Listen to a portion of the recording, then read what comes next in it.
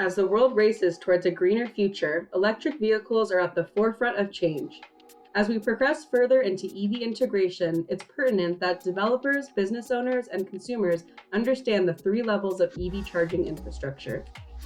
The first level is likely what you're most familiar with and is the most accessible and inexpensive option.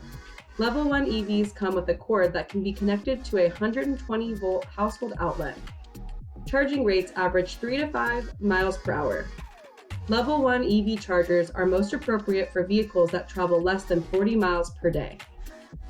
Level 2 EV charging systems are found in many public charging facilities, run via 240 volts, and charge approximately 25 to 30 miles per hour. Level 3 is also known as DC fast charging. They are seen at places like shopping malls, office buildings, and even highway rest areas. Level 3 EV chargers provide ultra-rapid charging rates of 125 miles per 30 minutes of charging. A Level 3 charging station runs on 480 or 1000 volt power. Interested in developing your own EV charging solution? Visit Symmetry Electronics for more information on how you can begin monetizing the three levels of EV charging.